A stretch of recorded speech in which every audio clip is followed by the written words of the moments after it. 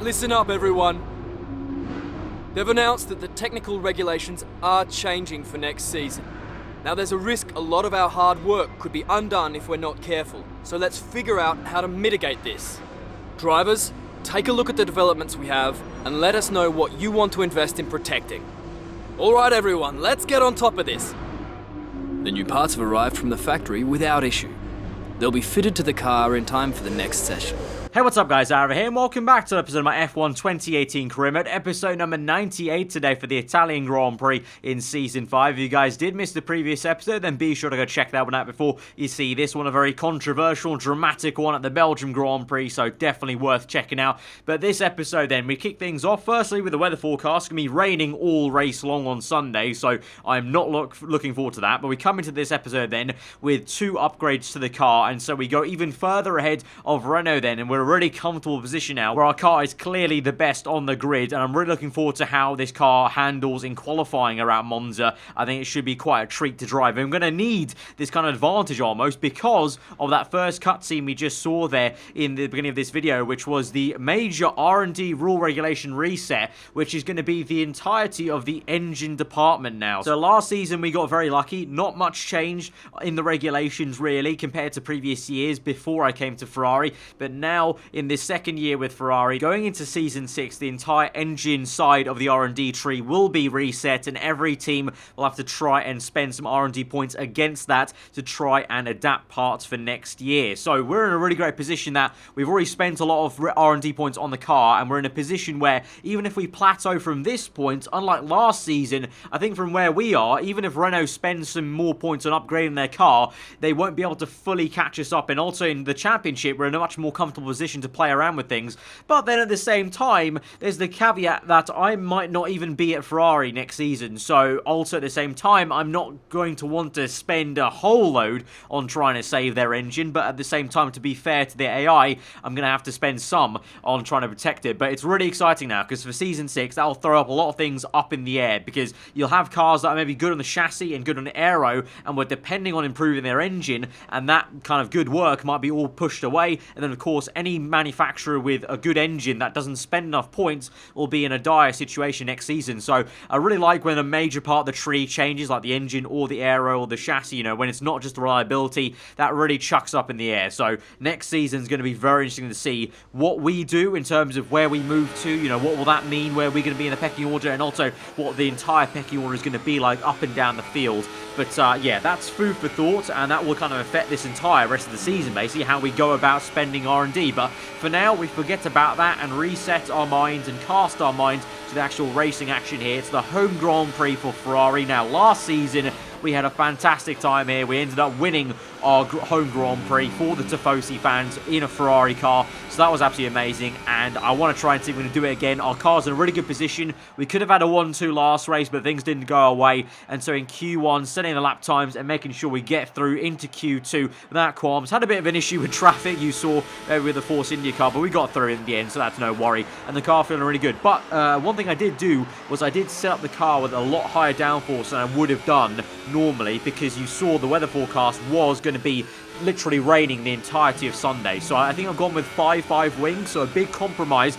to give us more drag on the straights, but will give us good aero in the corners, and we're going to need that, and also traction off the corners, because if it is going to be full wet for the entirety of Sunday, that is going to be a nightmare if I went with lower wings. So I kind of had a bit of compromise in Saturday, but it does kind of mean the car does feel pretty damn planted in the corners, and albeit, you know, maybe losing some time in the straights, but I can try and win that back hopefully in said corners the car is sticking to. So Q2 was no qualm there as well. We're through into the top 10 shootout there. We got a few surprises knocked out in Q2, but that's fine by me. I'm just focused on myself and also Sebastian Vettel. I want to desperately try and beat Vettel if we can. Had a bit of, you know, inter-team, you know, troubles last race to say the least, so I want to try and stick it to him this time and try and beat him. So on the end of our first flying lap then in the top 10 shootout, and it's felt like a really good one. At the moment, Gastly provisional pole. We go across the line now to take that pole away from him there. So Gastly down to second, Hamilton third, and so at the moment we're sitting pretty at the top, but we'll see if that's going to change. By the time we start our second flying lap, it does not change for us. Alonso gets up into P2 and pips Gastly to the front row. I believe Vettel is then in 4th place for now, and we'll see. But actually, you've not improved into turns 1 and 2, had a bit of a lock up there, and so we're actually down on our time. We're up now just by marginally, literally like only 1/10 or so really not that much. And so we'll see if Vettel's got anything to answer for it, and if Alonso and Gastly's second lap time might do anything. We go purple in this second sector, then really nice there through Scari, though a little bit timid on the entry, and then a massive amount of oversteer on the exit there, and so that plummets our lap time down. And so across the line, we do not improve our lap time, but obviously we still maintain first place for now, and we will maintain it to the end of this session, thankfully. Sebastian Vettel does pip in a good lap time right at the end there to get us on the front row, so it's a front row lockout for Ferrari at the Italian Grand Prix at Monza in front of the Tifosi fans. That is a historical moment, absolutely awesome there for our team, and hopefully that puts me in the good books for the Ferrari team. Of course, the relationship has been somewhat toxic, to say the least, in this season so far, but hopefully that goes a long way as a kind of show of, just a commitment, basically, to the team for the rest of the season. But Alonso 3rd place, Gastly in 4th, and so we have an interesting race on our hands. The Renault's a lot further down than I thought they would be, and Mercedes, obviously they have made a few good upgrades this season so far, and I talked about that last episode, that in a straight line when I was battling Bottas and Hamilton, they actually kept up with me somewhat in the kind of first few gears of the car. So I think they've definitely made strides to kind of come back to the top of F1, because clearly they're working quite well around here at Monza, the Temple of Speed. So interesting times there, but it will be even more interesting tomorrow on Sunday, because we've got now potentially a full wet race. So I'm not looking forward to that, I can't lie, but we're just having to try and do the best job we can. I mean, we know we have a good car, so it's really a case of not if I can beat everyone else, if I can beat Vettel, because I think our car should be that good, compared to everyone else now with the performance chart, that I should be able to actually keep ahead of them, even though I feel like the AI are very good in the wet. It'll be just if I can keep ahead of Vettel, that'll be the thing. If I can keep track position, I can do some defensive work, but if he gets ahead of me straight away on lap 1, then we've got an issue. So we'll see about that. Let's go to the grid and see how that all pans out. The Italians love their cars and they love their racing. And of course, they love it here at Monza. Home race for Ferrari, of course, who've had 18 wins here since 1950. But there's not been so much luck for the locals in the cockpit recently. The last Italian driver to win this race was back in 1966. So what now? I think it's time to make some more history here today. With the rain coming down here at the 3.6-mile Monza circuit, the low drag setups preferred by most teams could cause them some problems in today's Grand Prix. So watch out for cars struggling for grip around Parabolica, the last and most demanding of this track's 11 corners.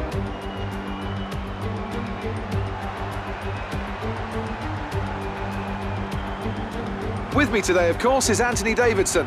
Let's talk about the engineer. What do you make of their performance so far this season?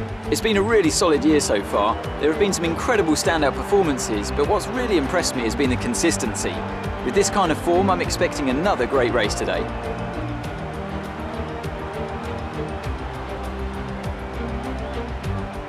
With that then, let's run through the grid order. The engineer lines up on pole position, edging out Raikkonen, who'll start P2. Looking down the rest of the grid, we have Alonso, Gastly, Lewis Hamilton and Hülkenberg, Sainz, Ericsson, Van Dorn and Max Verstappen, Leclerc, Magnussen, Romain Grosjean and Hartley, Perez, Ocon, Valtteri Bottas and Daniel Ricciardo. Stroll and Sergei Sirotkin rounds off the grid.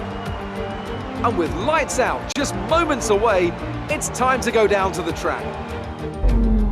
So it is indeed raining and bucketing it down here at Monza, and we're on the full wet blue wall tyres here for the entirety of the Grand Prix. Quite a depressing sound really, but we'll make the most of it. And from the front row on pole position, we're going to have to make the most of it here at Italy. We can't bottle this from the front row there. The biggest fight will be with Vettel though, but it says it's a one stop, but I think we should be able to take these tyres all the way to the end of the Grand Prix from lights to flag. So we'll see how that goes there. We're going to fill up on plenty of fuel to maybe use, but at the same time we might not use too much rich mix throughout the entire race, but we'll see about that as we go then to 5 red lights to a very nerve-wracking Italian Grand Prix from the front row of the grid on pole position at the Italian Grand Prix in a Ferrari car. It doesn't get better than that, but we're underway and it's a good start against Vettel. We cut across to the right-hand side. He pulls to the left. He's going to try and move on the outside of turn 1 then. So straight away, Vettel is now at the moment in the lead of the Grand Prix. We're going to come back at him through turns 1 and 2. And we're on the outside of turn 2 on the chicane. We'll get the power down on the outside. We're back into the lead, thankfully. It's still a 1-2 for Ferrari, though, so that's all good for the team's sake there, as Pierre Gastly goes side by side with Fernando Alonso there. So Gastly and Alonso fighting for P3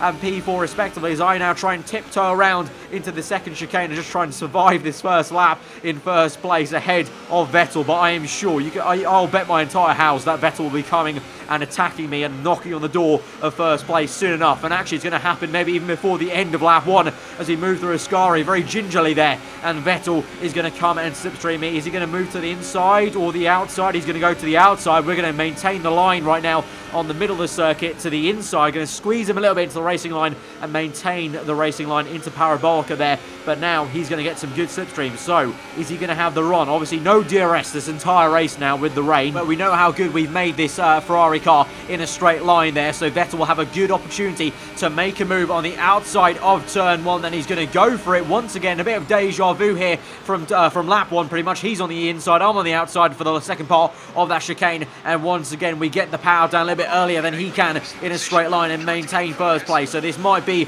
a lot of that, a lot of back and forth between myself and Sebastian this afternoon with the conditions the way they are, because I don't think I'll be waltzing away from anyone and controlling this race as much as I want to. As we go very defensive for the second chicane as well, looks like Vettel is building up more momentum on lap 2 than he did on the opening lap, as he now goes for a move down the inside of Ascari there. He shoots it down the inside, but he goes too deep, and we are going to make a nice switchback move and get back up into first place. So literally back and forth so far with me and Sebastian already about 3 or 4 times, and we've not even got to the end of lap 2. But now that might have just compromised his entire line there, Vettel, because he went very deep. I'm surprised he didn't even lock up and go into the gravel trap actually, so he's very lucky in these very treacherous conditions. And now he's going to find company of Pierre Gastly then, going very well in the Toro Rosso, overtaking Fernando Alonso, remember, already in this race, and now he's neck and neck with Vettel there. So Gastly, will he be up into P2? Let's see. It looks like the Toro Rosso has the legs. The Honda engine has had improvements as of late, and I believe is in the top 4 engines on the grid now, the Honda power is. So the Toro Rosso working well here at Monza, as Gastly will be on the inside. It will turn to the outside for the second part of that chicane, but Vettel will keep on going there, so he's keeping him at bay, and he's putting up a real good fight here and trying his best to maintain the 1-2 for Ferrari. But I think Gastly might just have too much top-end speed here, and also especially acceleration in that Toro Rosso car, and he will get that at the end. So unfortunately for me, Gastly going so quick then, he's actually set the purple lap time there, and he's dragging Vettel with him, and so both of them are right on the back of me now, going side by side, right behind me, and Vettel will use me as a bit of a barrier there for Gastly and shoot himself on the outside to get back up into P2. So Vettel, very tactical driving there, used me as a bit of a blockade for Gastly, and we kind of penned him in. I didn't intentionally pen Gastly in, I was just trying to follow the racing line and keep to the middle to kind of defend my position from both drivers there, but Vettel used that to good use, and so now it's once again a 1-2 for Ferrari. And now on this next lap, Vettel now is looking quite dangerous, and he's right up my gearbox now, might pull out to the outside there. I'm going to maintain the inside line to go very defensive into turn 1, and for the 3rd time now in this race, Vettel on the outside of turn 1, but this time he's got his car a little bit alongside. We're going to brake a little bit early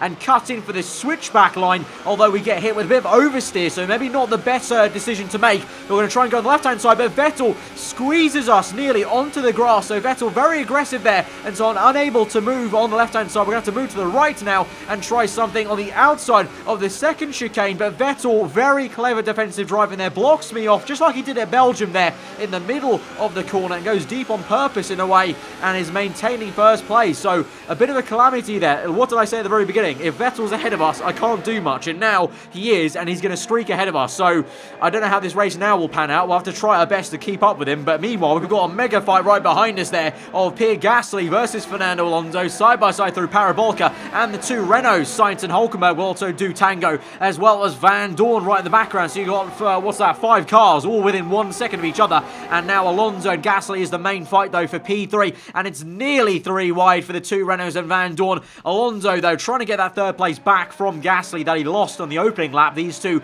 were on the same row of the grid at the very start of this race, and so now they find themselves together for the race, and Gas actually falls behind. Alonso doing some great work there to get back up into 3rd place, as meanwhile you've got Carlos Sainz getting the better of Nico Hulkenberg. But it was all going so well for Alonso until he locks up into Ascari there, nearly goes off, but then gets hit by Hulkenberg, and there's a bit of damage there for, I think that was Alonso's bit of carbon fibre falling off there, and so Gastly is gifted back up into P3, Carlos Sainz now in P4, and Hulkenberg and Alonso maybe both with some damage there just ahead of Van Dorn. So bad news for both of those guys for the championship fight, and actually it ends up being such a bad one for Alonso that he's now being overtaken by both Saubers. It's 3 wide between Hartley, Ericsson and Alonso, and Hartley has gone for the biggest dive bomb there into turn 1 on the inside of both Fernando Alonso and Marcus Ericsson there. He might get this on the exit. If he does so, that's going to be such a great double overtake for the Kiwi man in the Toro Rosso, but Alonso with that front wing damage has already fallen behind Charles Leclerc in the Sauber, so not a great afternoon now for Alonso as Hartley does try and get it, but he locks up and might just let Ericsson pass. Yes, I think he does, but a mega fight there for Hartley and Ericsson. Great stuff to see. But now as we move on to the next stage of this Grand Prix, on to lap 8, Sebastian Vettel with the purple lap time, and he's streaking away from me a little bit at this stage. Well, when I say streaking, it's the full wet condition, so it's kind of the equivalent of streaking away. You know, he's gaining like maybe 2/10 a lap here, whereas in the dry he might have gained maybe half a second. But we're actually coming back at him on lap 10 with a personal best lap time, so I'm finding my groove of the car around these conditions, but it's not going to be quite enough to catch up to him. But it won't need to be, because eventually Vettel will come in for a pit stop, which, like I said, I personally thought we can get to the end of the race on this same set of wets. So we are back up into first place. Vettel's made a pit stop then for another fresh set of wet tyres, so that might pay dividends for him. Gastly and the likes of Sainz have already pit themselves. That's actually Brendan Hartley yet to pit. You've got a big train there, but further back is already the 2 cars that have pit behind Vettel, which is Carlos Sainz, who has actually now found himself ahead of Pierre Gastly. So Sainz has jumped Gastly in the pit stop phases now, and so eventually when all these cars around them pit, it should be Vettel P2, Sainz P3, Gastly P4, but the big difference is obviously I am going to be in P1 here, and I'm planning to go to the end of the Grand Prix. So now it's a case of balancing this, because Vettel's going to be setting fast up to the Grand Prix as he does there. He's got about a 16-second gap to try and bridge, but there's only 10 laps left in this Grand Prix, so unless he's going to gain more than 1.2 seconds a lap, which is pretty near impossible in these kind of conditions, I think we should have this. And so it's a case of keeping calm here, not letting the pressure of being in front of the Tifosi fans get to us, and, you know, using the fact we're a double world champion here in this F1 2018 career mode to good effect. And towards the end of the last lap of the Grand Prix, the tyre wear was a little bit high, but it was nothing that was too horrendous, and that's why I was really questioning why anyone was really even thinking of making a pit stop in this race from the get-go then. And so we will come quite calmly through and a bit melodramatically through the last few corners, and we'll come to win the Italian Grand Prix in a Ferrari car for the 2nd time now in our career, and also do it back-to-back in a row, Season 4 to Season 5. An absolutely amazing achievement, and really a great moment for us in our career stats here today. And so there's only one thing left to say here, and you know what we say. It's been a long while since we said it this season, ma grazie ragazzi, forza Ferrari. You worked hard for that one. Congratulations.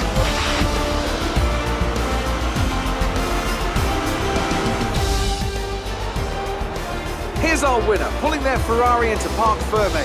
What a fantastic race it was. And I have to wonder, Anthony Davidson, just what set them apart from the competition here? Well, they clearly have a car that comes alive in the kind of conditions we were dealing with today. It's a very balanced package in the wet, and what that means is that the drivers have confidence to attack. And having that confidence gets you on the power earlier, it lets you brake later, and can put you a long way up the road. And as we can see, it's time for the podium, and as the drivers make their way out, there's a familiar red suit making its way to the top step. Fantastic win for Ferrari.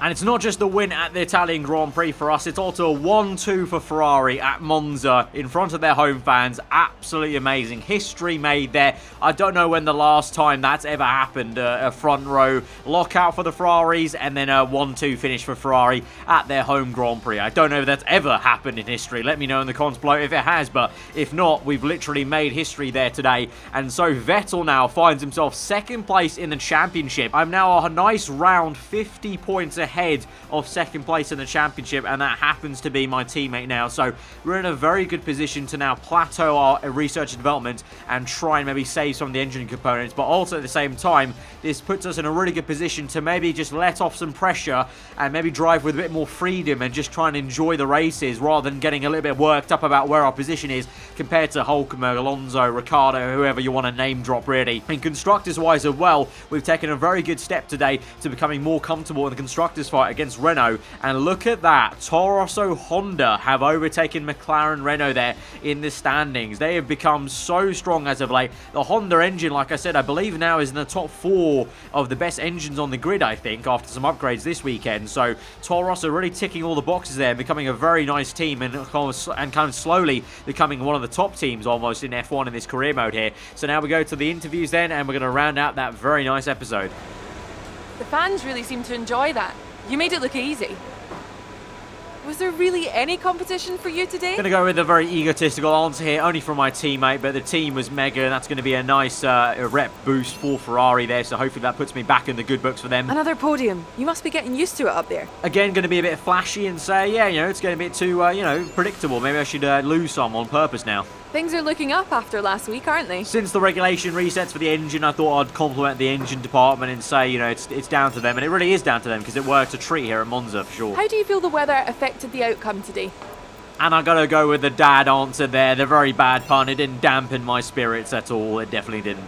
Appreciate your time. And so we come through to the end of the episode, beating Vettel there, that race. Very good stuff, very satisfying, especially after the Belgian Grand Prix. And we do increase our rep with the team, but only slightly, so still, the very weird, toxic relationship kind of continues even after that historical 1-2 there ahead of Vettel at Monza. It's just a bit laughable at this point, really. But now, you know, we look at one final look at the R&D tree and see a lot of work to do, obviously, to try and maybe adapt to any of these parts. But for now, I'm going to wait. I'm going to build up the points and then spend R&D points on adapting or buying upgrades, because you never know. If Renault do start to catch us up and it gets a little bit too hairy, I'm going to want some R&D points to try and buy some actual upgrades for this season immediately. So I'm just going to keep calm and not spend any yet, because obviously it doesn't take any time to adapt parts, so we might as well wait. So guys, if you did enjoy that episode, especially for that very historic win and a 1-2 for Ferrari there at Monza, then be sure to smash that like button. Let me know what you thought in the comments below. If you're new around here, do subscribe for weekly F1 content. I've been over.